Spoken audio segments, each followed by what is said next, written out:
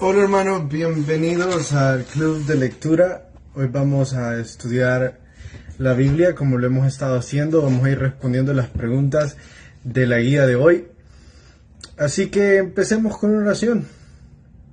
Jesús, gracias por permitirnos estudiar este tiempo, Señor, tu palabra. Te pedimos de que puedas exhortarnos y de que nos hables. En tu nombre oramos. Amén. Amén.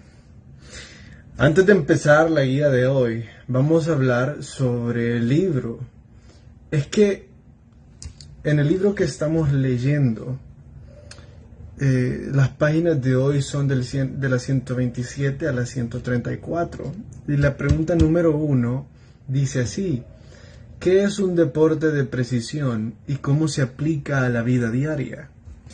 El escritor de este libro empieza esta sección o este capítulo hablando sobre la experiencia que él tiene con su hijo jugando golf. Él explica cómo su hijo, cuando era pequeño, le agarraba uno de los palos de golf y le pegaba a la pelota y hacía que corriera a una distancia. Pero cuando él creció, tomaba un palo de golf y hacía que corriera a una distancia mayor a aquella que hacía que corriera cuando estaba más pequeño. Pero al final, explica él, en este deporte no importa la fuerza con la que se le pegue a la pelota, importa la precisión que se tenga, importa a dónde se pueda dirigir la pelota. Durante algunos años compartimos este deporte con mi papá. Solíamos jugarlo juntos y pudimos ver cómo esto se hacía real en nuestras vidas. Yo estaba interesado en pegarle lo más fuerte posible a la pelota. Aquellos de ustedes que han jugado deportes como fútbol, como tenis, sabrán el placer que hay en darle con fuerzas o con mucha fuerza a una pelota. Hay mucho desestrés, hay mucha potencia y hay mucha pasión que viene ahí cuando se le da duro a una pelota, cuando le pegas con todas las fuerzas que tenés. Ahora, el golf ofrece una experiencia muy similar. También ofrece un sonido de golpe que es un poquito más placentero. Entonces, cuando uno está aprendiendo a jugar golf, el sonido y la experiencia de darle con todas las fuerzas que tenés a la pelota puede llegar a embelesar al que lo está practicando y hacer creer que eso es lo importante. Entonces, con mi papá siempre bromeábamos cómo es que yo le daba pero muy duro, pero nunca iba recto. Y él le daba muy suave, pero siempre iba recto. Entonces yo lo molestaba diciendo que él no tenía fuerza, de que yo era más fuerte que él, bromas de padre e hijo. Pero la verdad es que a mí me costaba muchísimo ganarle, porque era una increíble falta de precisión que yo tenía. Entonces, cada vez que recibía clases, cada vez que alguien intentaba enseñarme, trataba de corregirme cualquier movimiento en mi cuerpo que estaba provocando que yo le diera un ángulo erróneo al golpe. Y es que el movimiento es completo, es corporal. Lleva caderas, hombros, brazos, codo, rostro. Es completísimo. Pies. Y mi problema es que yo movía la cadera antes que los hombros. Y eso hacía que abriera el palo y por lo tanto no diera un golpe totalmente plano, perpendicular al ángulo de la pelota para que fuera recto, y por eso iba demasiado a la derecha. Ahora el escritor dice que si nosotros en nuestra vida no aprendemos a arreglar la precisión o la abertura del ángulo, no importa cuántos días pasen y cuánto nos movamos en nuestra vida, si no corregimos, vamos a ir por el camino de destrucción. Si cuando estamos adolescentes giramos un poco, unos 15, 2 grados, no importa cuán fuerte, cuánto nos esforcemos, cuánto ganemos, vamos a ir en el camino equivocado. Prácticamente esto se ve como que si tuviéramos un negocio. Y nuestra carrera en el negocio empezó bien porque lo hicimos con mucho esfuerzo, lo hicimos con mucha dedicación, pero de alguna forma ese negocio no llevaba valores cristianos como fundamento de todo lo que se hacía. Entonces inició doblado. El esfuerzo y el tiempo nos llevaron a movernos y ahora nos encontramos en un terrible problema. Porque a pesar de que nos movimos hacia adelante, a pesar de que fue un esfuerzo increíble, nos dirigimos hacia el lugar incorrecto. Entonces, cada día que pasa en nuestra vida es una nueva oportunidad para corregir ese ángulo o ese golpe que nosotros hicimos algún día en nuestra vida.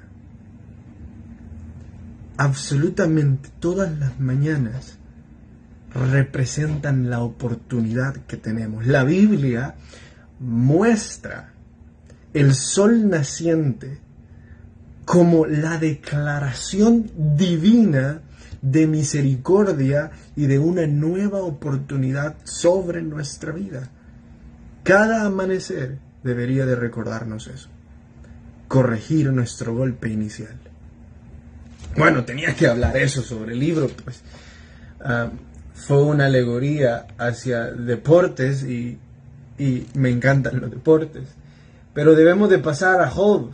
Solo tengo poco tiempo hoy y las disculpas del caso. Tengo que moverme rápido hoy, entonces vamos a terminar unos 15-10 minutos antes. Hoy vamos a estar desde Job capítulo 35 al capítulo 37, entonces me voy a dedicar a responder las preguntas y lastimosamente no voy a poderles hacer un resumen sobre lo que habla cada capítulo, como lo hemos hecho antes. La pregunta número 1 dice así: ¿dijo Job que era más justo que Dios?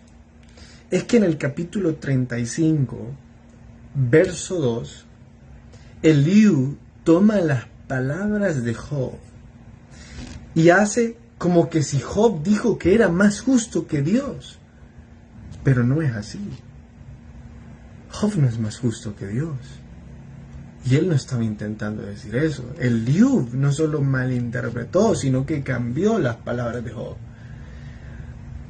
En el capítulo 36:2, Eliú,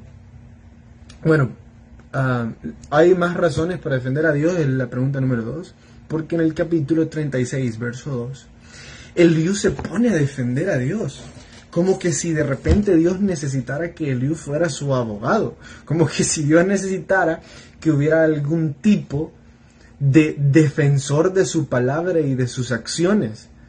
Ahora, hermanos, esto es bastante curioso porque nosotros nos podemos reír de que Eliú estaba tratando de defender las acciones de Dios o estaba tratando de ser un abogado de Dios, pero ¿saben algo? Muchas veces nosotros también nos comportamos así cuando queremos convencer a alguien de algo. Hermanos, si alguien no quiere creer en Dios, no importa las cosas que nosotros digamos, no van a creer. Entonces Dios no necesita que nosotros le defendamos ante aquellos que quieren pelear sobre las acciones de Dios en el mundo. Las personas que dicen, bueno, ¿y por qué si Dios es amor hay guerras? Le puedo responder esa pregunta, hermano, con 10 versos y con 10 formas diferentes y todas sacadas de la Biblia. Pero le apuesto a que la persona que hizo la pregunta sacará otras 10 preguntas.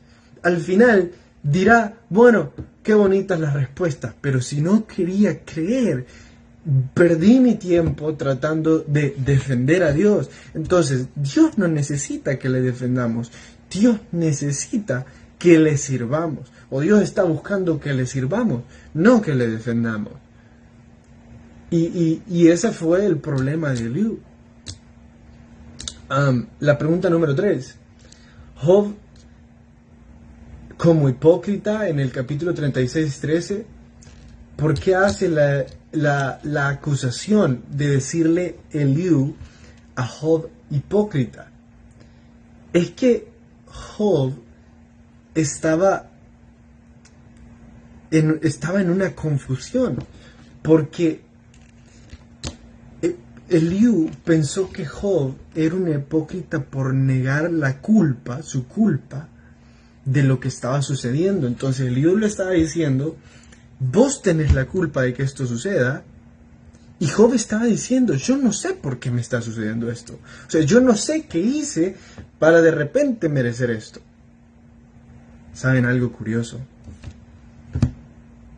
Job, ¿en serio que podía decir eso? Dios mismo le dice a Satanás. Job es varón justo. Es perfecto en sus caminos.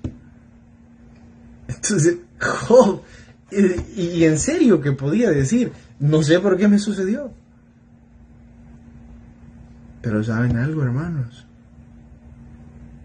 Ustedes y yo no podemos decir eso. Ustedes y yo no podemos decir, no sé por qué me sucedió. No podemos decirlo porque estamos llenos de maldad.